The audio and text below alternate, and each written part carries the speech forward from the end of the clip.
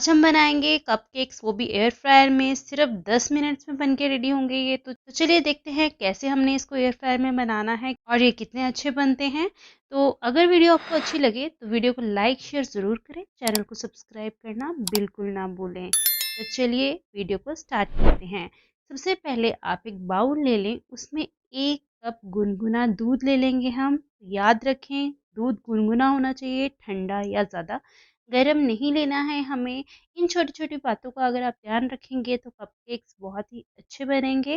तो अब इस दूध में हम डालेंगे पिसी हुई चीनी। तो पिसी हुई चीनी हमने कितनी डालनी है, अगर आपने 1 कप दूध का लिया है तो उसमें हम 3 बड़े चम्मच जो टेबल स्पून होता है वो डालेंगे चीनी के। ठीक है, आपको 3 टेबल स्पून यहाँ पे चीनी के डालने हैं। इससे जो कपकेक्स में चीनी है वो बिल्कुल नॉर्मल होगी। अगर आपको तेज़ खानी है तो आप 4 टेबल स्पून भी डाल सकते हो। और फिर हम डालेंगे इसमें ऑयल। तो 1/4 कप ने यहाँ पे ऑयल डाला है। तो ऑयल आपको फ्लेवरलेस यूज़ करना है, जिसमें कोई भी फ्लेवर या शार्प स्मेल ना हो। और उसको अच्छे से हमें विस्कर की हेल्प से अच्छे से 40 सेकंड तक आप इसको विस्क कर लें। और फिर इसमें डालेंगे वेनिला एसेंस। इससे ना बहुत अच्छी सी खुशबू आती है उसमें और मैदे का टेस्ट नहीं आता है कपकेक्स के अंदर। तो ये आप ज़रूर डालें। तो 1 चम्मच के करीब आप यहाँ पे वनीला एसेंस डाल दें और फिर इसको विस्क कर दें। तो इसको आप रख देंगे साइड में और एक और बाउल ले लेंगे, उसके अंदर रख देंगे छन्नी और इसमें डालेंगे मैदा। तो यहाँ पे मैं 1 कप मैदा की मेजरमेंट आपको बता रही हूँ। तो यहाँ पे मैंने मैदा में डाला है मिल्क पाउडर। तो यहाँ पे मैंने 2 चम्मच मिल्क पाउडर के डाले हैं। मिल्क पाउडर से बहुत अच्छा टेस्ट आता है, तो मिल्क पाउडर ज़रूर डालें। और इसमें डाल देंगे हम 2 चम्मच कोको पाउडर। तो अगर आपके पास डार्क वाला कोको पाउडर है तो आपको 2 चम्मच डालने हैं, अगर लाइट वाला है तो आप ज़्यादा 4 चम्मच डाल दें। और फिर हम डालेंगे बेकिंग पाउडर और आधा चम्मच बेकिंग पाउडर का डालना है हमें। और जितना आपने बेकिंग पाउडर डाला है उससे आधा डालना है बेकिंग सोडा। तो ये आप डाल के इसको अच्छे से छान लें। जो भी इंग्रेडिएंट्स हम यूज़ करते हैं उसको हमें छान के ही यूज़ करना होता है, ताकि एक हमारे पास स्मूथ सा बैटर आए। तो इसको आप अच्छे से छान लें। तो ये मैंने सारा बैटर अच्छे से छान लिया है। छानने के बाद इसको स्पैचुला से अच्छे से ये ड्राई इंग्रेडिएंट्स को आप मिक्स कर दें। उसके बाद जो हमने दूध वाला मिक्सचर बना के रखा था वो इसमें थोड़ा थोड़ा करके आप ऐड करते जाएं। तो आपको ये थोड़ा थोड़ा करके ही ऐड करना है, थोड़ा थोड़ा करके ऐड करें ताकि इसमें लम्प्स ना पड़े। तो यहाँ पे मैंने 2 बैचेस में इसको ऐड कर दिया है और विस्कर से इसको अच्छे से मैंने विस्क कर लिया है।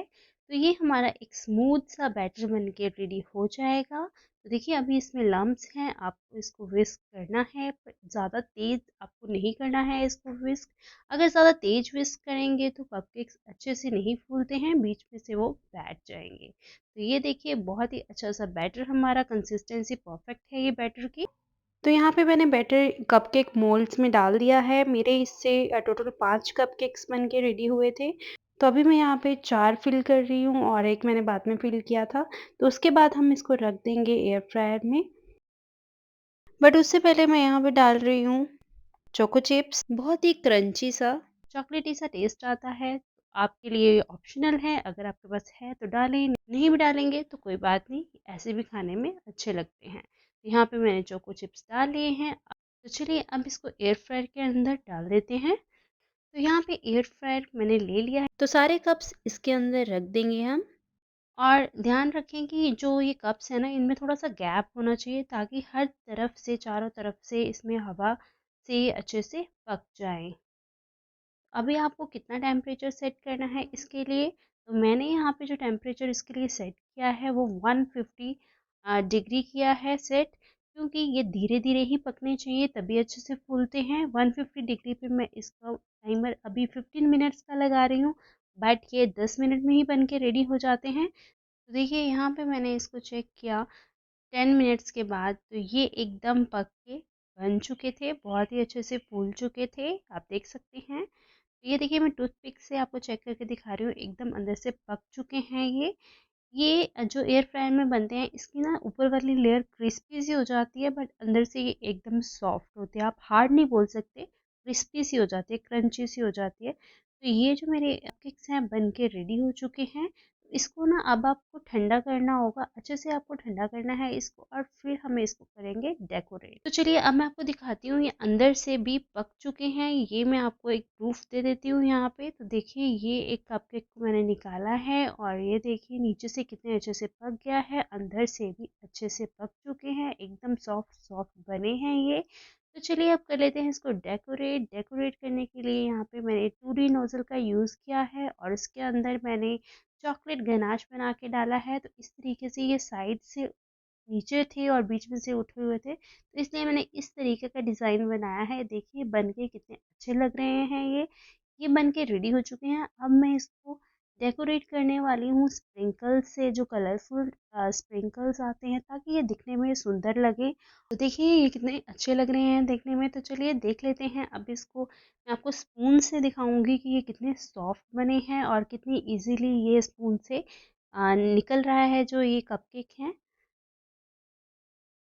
तो ये देखिए, देखिए कितने सॉफ्ट बने हैं, आपको देखने में पता चल रहा होगा, और बहुत ही ज़्यादा टेस्टी भी बने थे। तो एक एयर फ्रायर में ना आप एक बार ज़रूर ये ट्राई करके देखें, बहुत ही जल्दी बन जाते हैं, झटपट वाला काम है, और बनते भी बहुत अच्छे हैं। अगर आपको इंस्टेंट वाले कपकेक्स खाने हैं तो आप ये रेसिपी ज़रूर ट्राई कर सकते हैं। तो चलिए मिलते हैं नेक्स्ट वीडियो में नेक्स्ट रेसिपी के साथ। तब तक के लिए बाय बाय।